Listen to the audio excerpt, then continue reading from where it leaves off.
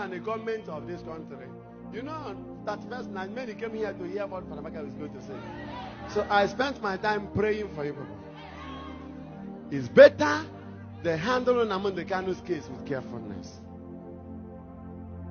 If anything happens to that young man in their hand, this country will collapse.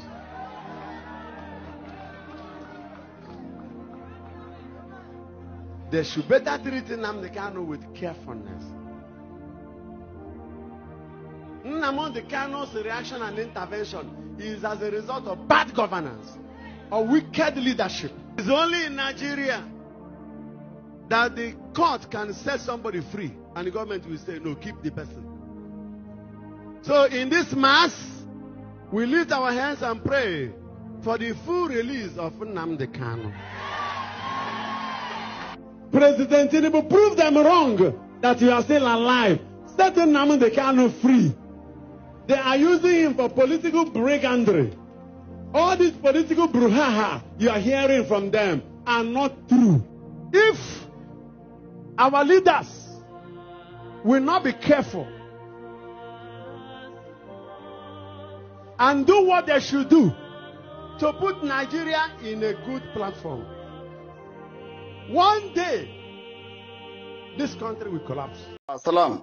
This is from the National Association of Northern Nigerian Youths to His Excellency President Bola Ahmed Tinubu concerning Chief Nnamdi Kanu. From the north, we are saying, set Nnamdi Kanu free. Let Nnamdi Kanu be pardoned. If Boko Haram will be pardoned, kidnappers who have been giving people sleepless nights, terrorists who have been terrorizing a lot of people in different parts of Nigeria will be pardoned. Why can't you pardon Nnamdi Kanu? This is our request. This is our plea from the north. Your Excellency, President Bola Ahmed Tinubu, we believe you can do it. You are our president. We voted for you, and we believe you can do this for us. Free Nnamdi Kanu. Let there be justice in Nigeria. Good day, sir. Viewers, if you are watching, click on the like button, drop your comment, and also share this program to others. Subscribe if you have not done so. DSS storms Kugbo Market in Abuja on the release of Nnamdi Kanu that Showore will protest over. What do you have to say about this? Yes, there is a massive clampdown on Igbo markets, Igbo leaders in respective markets surrounding the FCT territory currently now. From what we are gathering, they have unleashed, jihadists, anarchists everywhere. There's total breakdown of law and order in those respective markets currently now has been reported. And the clampdown are directly coming from the instruction from Asuro currently now that that will make sure that protest on the 20th does not hold. Igbo leaders, Igbo market leaders are being harassed currently now, and some of them are being taken into custody currently now, triggering fear. But some of them has also resisted, that we are not here to instigate any form of conflict. We are here to instigate courage. That it's time for Nigerians to stand for justice, and this might trigger a nationwide, protest that might escalate beyond what the federal government is thinking what it is going to be at the end of the day. There's no need of them going to clamp down on innocent people who are seeking for justice. According to what we are hearing currently now, the Jewish American leaders, led by a renowned American pastor, Lawson, has added his voice concerning what is happening to Nigeria currently now, especially the upcoming 20th October protest in release of Nnamdi Kanu that is gathering a momentum from the National Association of Nigerian Students. We are seeing nurses are threatening to go on strike. We are seeing doctors also, trying to key in. We are seeing a lot of organizations, are asking and are seeking justice in that regard, that the Nnamdi Kanu should be freed, and without any condition. So this American group under Lawson has made it very clearly that the American Jewish society is already watching, and they are going to back up the 20th protest that's taking place currently, that will take place in Abuja on the 20th of this month. We are seeing, Nigerians in Canada, and, moreover, the entire Igbo World Union, and a lot of groups from all over the world, are keying into this call as a result of, the continuous, detention of Nnamdi Kanu, who does not have any ulterior motive than to seek for the freedom of his people. Nnamdi Kanu is without arms. Nnamdi Kanu has never carried a gun against anybody in this country.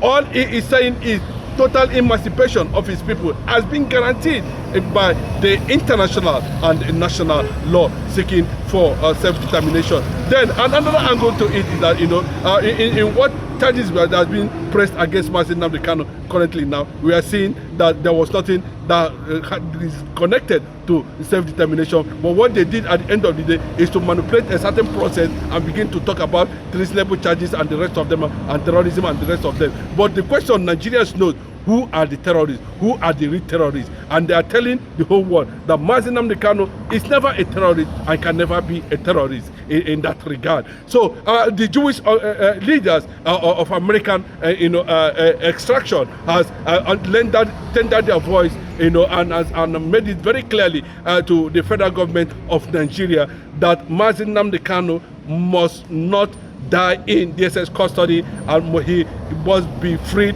as soon as possible, lending their own voice in solidarity to Biafra, in solidarity to what the world is experiencing now in Nigeria, especially with the ongoing revelations concerning the conquest, killings of Christians in Nigeria that has become a national issue within the United States government currently now led by Ted Cruz. And nobody have come to say this is what it is currently now, apart from what we are saying at this point in time. It is real, and there's no kind of propaganda that will whittle down what people has experienced in terms of insecurity, and is still ongoing currently now. As we are battling this thing, more Islamic jihadist sets are coming up every day. New ones are emerging on daily basis, and telling you that we cannot continue in this, and it is time for the world to look into it. It's time for United Nations to look into it. It is time for world rights organizations, human rights organizations to look into what is happening to Christians and Nigerians, and especially the Biafrans in Nigeria. I don't want to say it was a clear conspiracy in support of the British government, not behind the scene, and why it has gotten to that level that the Igbo land must be conquered politically and otherwise. So this is what it is currently now, and there's this revelation that DSS is moving from different locations, has been reported, that it trying to clamp down, make sure that the October 20th does not hold, meaning that the federal government right there in Aso Rock is already jittery, and nobody knows what to become of what is happening there, and nobody knows what is going to trigger a national uprising against the injustice done to Nnamdi Kanu. Yes, Sowore has come out to make it very clearly that he is going to lead the protest, and as I'm talking to you, pro-protest in Abuja has started. Yes, there's already ongoing protest, rallies, movement, sanitization, trying to build up the momentum to make it a loud one at the end of the day, and to directly send a direct signal to Bola Ahmed Tinubu that Nnamdi Kanu must not be allowed to continue to die in DSS custody. And you can see that the Jewish organization led by Pastor Wilson have already given his voice in that regard. That they are in full support of what is happening, and that Mazin, they are the ones saying it, very clearly, that if Nnamdi Kanu is a terrorist or whatever it is, that they, Americans, intelligence, would have reported that. Nobody have reported IPOB as a terrorist organization anywhere in the world apart from Nigerian government. And what does that tell you? That what is going to befall the Igbo leaders, what is going to befall this era of political leaders led by Ochiso Kalobahi and all the rest of them in Nigeria will not be something that posterity will forgive them. You can never forgive them. I've never seen anywhere where your people are being killed and because of fear or whatever it is, because of interest, political interest or whatever it is, then you guys are silent over what is happening in Igbo land. You dare not condemn the Fulani killing in the southeast. You dare not rise up and question the rationale why Nnamdi Kanu will continue to languish in DSS custody for over 2,000 days without any trial. Just mere court adjournment, and the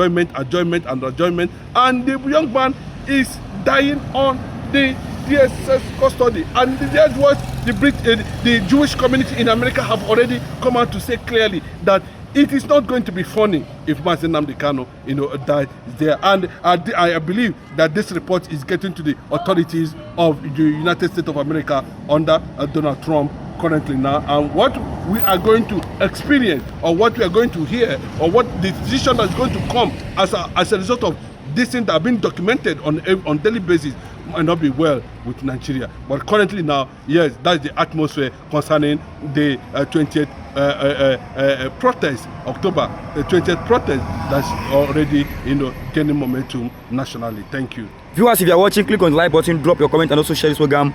God bless you and have a nice day.